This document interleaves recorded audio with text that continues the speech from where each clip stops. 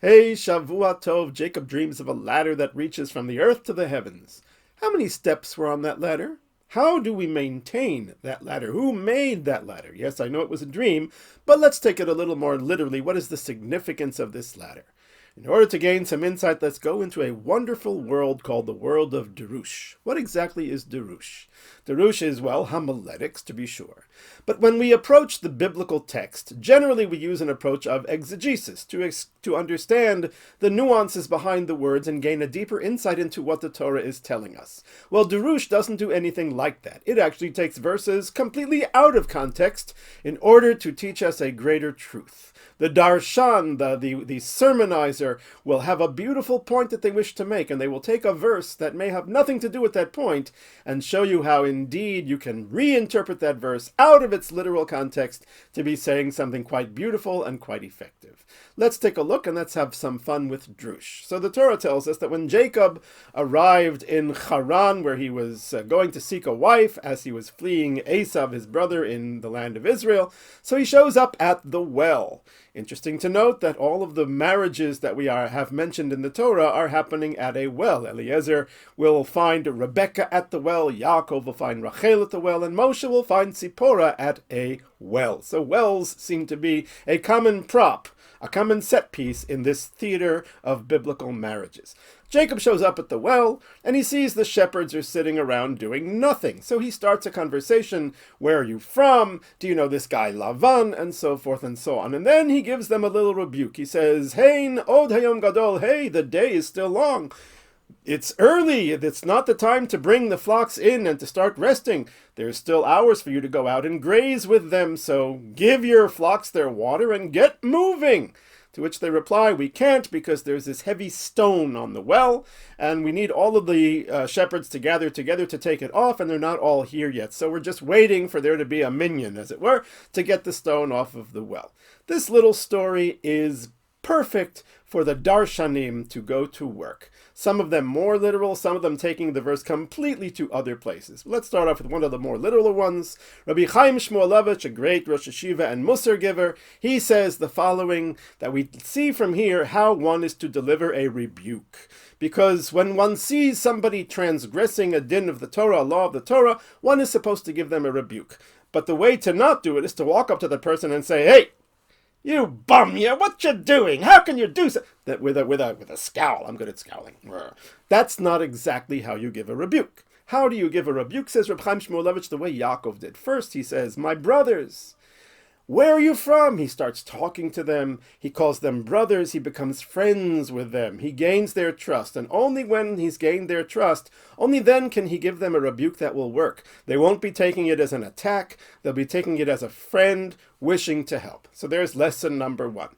But then we go into an entirely different level. But before that, I'll give one little beautiful, sharp little insight, and that is, why were those shepherds actually not going out to the fields? They could have looked at the clock too and seen that it was bright sunshine. Why are they resting and not working? So they had an excuse, because the day before, the sun had set much earlier. How so? The Torah tells us that Yaakov had left Beersheba, and he came to the place that was going to be the place of the temple.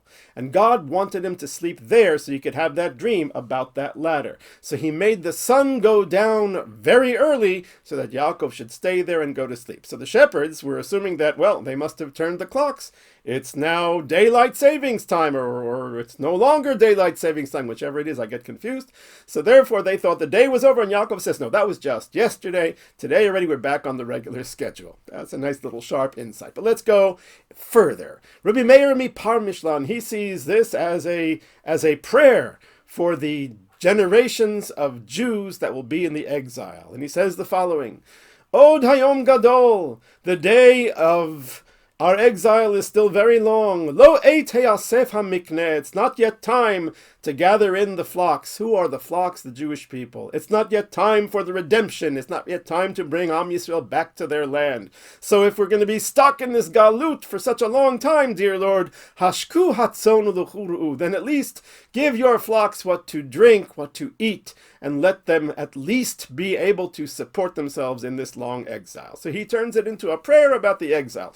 It has has zero to do with the story of Yaakov and the shepherds, but this is the beautiful world of Drush. Let's have some other interpretations. Rabbi Naftali of Rofshitz, he sees in this little story the dangers of Jewish divisiveness, of when the Jews are in disunity. How so? Because Yaakov says, Hain. The first word he says is Hain, which means here, or now, look, the day is still long. It is not yet time to bring in the flocks. That word Hain has two letters, a Hey and a Nun. Each of those letters is a letter of division. How so?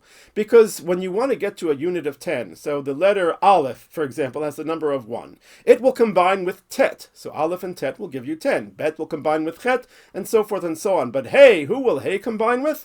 Itself. In other words, it doesn't connect to anyone else. It just stays in its own Arba Amot, its own 4 cubits. It stays in its own world. It is divided. And so too Nun, which is the numerical value of 50, will not be able to get to 100 with any other letter, only with itself. So that symbolizes disunity. And if there is disunity, if there is Hain, says Rav Noli of Rofshitz, then Od Hayom Gadol Lo Ete Asef HaMikneh. The day will yet be long. It is not time for the flocks to come home, for the exile to end. Only when Jews become connected to each other, then and only then will the redemption come, when God will bring his flocks back to his land. Another beautiful interpretation has zero to do with the actual story the Bible is telling us. In an opposite direction, we have Rabbi Moshe of Kobrin. And Rabbi Moshe of Kobrin says that, no, when the Torah says, Od Hayom Gadol, the day is yet long, he takes it to mean, no, the great day, Yom Gadol, Od Hayom Gadol, the great day is upon us. Od, meaning another, just a little bit, and the great day is upon us, the day of the redemption, the day of judgment.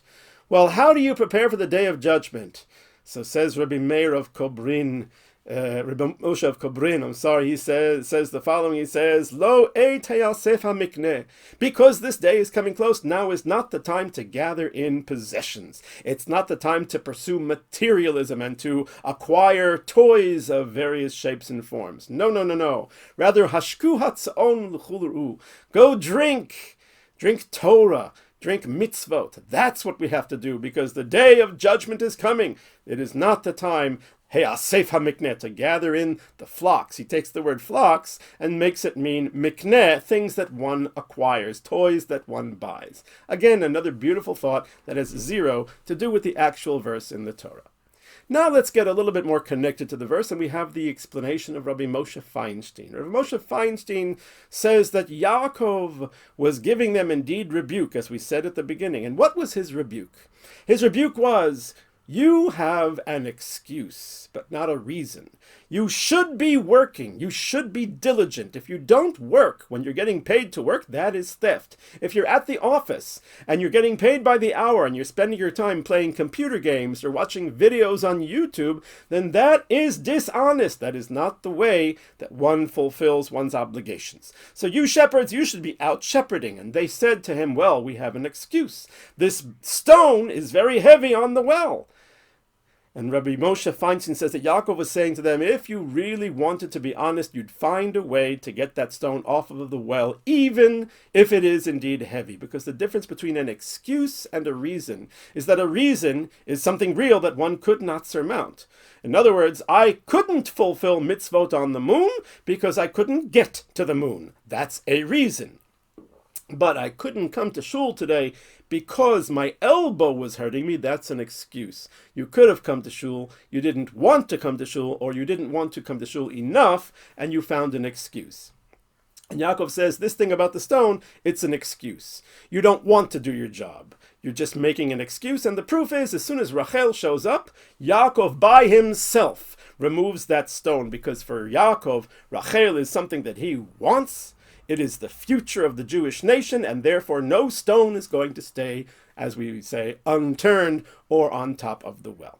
I'd like to take this a little bit further and go into my own world of Drush, because we find that this prop, this set piece, the well, is common in all of these marriages. Eliezer finds Rivka, Yaakov finds Rachel, Moshe finds Tzipporah, and we find that the patriarchs dug wells. A well is deeply significant. It signifies Torah and the divine presence. Whenever there is Torah, there is divine presence inspiring it. The rabbis say in the Mishnah that when 10 people or 5 people, and they give different numbers, are studying Torah, the divine presence is there. And a well has water in it. Water is something which the Torah is compared to. So therefore a well symbolizes Torah and the divine presence. And there are 7 times the word well is mentioned by Jacob's story. 7 times it says the word well, but by Moshe's story it's mentioned only once. I think this is also highly significant, that the ladder that Yaakov built spiritually contained 7 rungs, and then Moshe came and put on the 8th rung. What is 7? 7 symbolizes holiness in this world, in the physical world, reaching to the heavens. The ladder of Yaakov reached to the heavens, not into the heavens, but to the heavens. The number 7 symbolizes this world because you have the 4 directions, and you have up and down, which is 6, and you have the central point, which brings it to 7.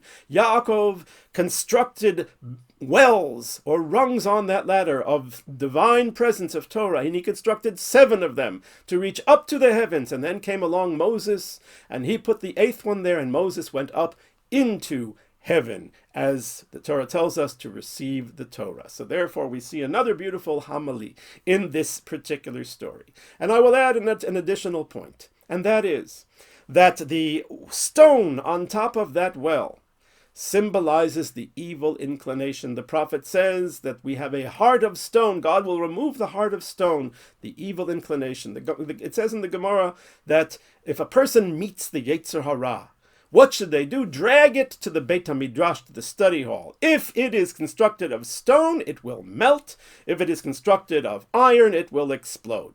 We don't need to go into that particular story in detail, but there we see again that the evil inclination can come in the form of stone. And what does that stone do? It blocks the well. It blocks one from getting at the Torah and having that divine spirit inspiring them. Yaakov removes that stone. He defeats the evil inclination, and he does it, we will say, 7 spiritual times to build that ladder reaching all the way up to the entrance to heaven, thus enabling Moses to come, put on that 8th rung, and go into heaven and get for us the Torah. So when we take all of these beautiful explanations out of this simple story and put them together, we learn how to do rebuke. We see a prayer for God to protect us and feed us during our exile. We see the importance of unity, as Rav Naftali of Ravshit says, and as Rav Moshe of Kobrin says. We see the importance of not being materialistic. And as Rav Moshe Feinstein says, we need to see the difference between an excuse and a real reason. And as soon as we identify an excuse, spring into action, get that stone off of that well, get rid of that Yetzer Hara, drink the waters of Torah, and grow. And in the merit of this, we shall merit to see as Yaakov says, the building of the Beit Elokim, the building of the house of God at a place which is Sha'ar HaShamayim, the gates to heaven. Shavua Tov.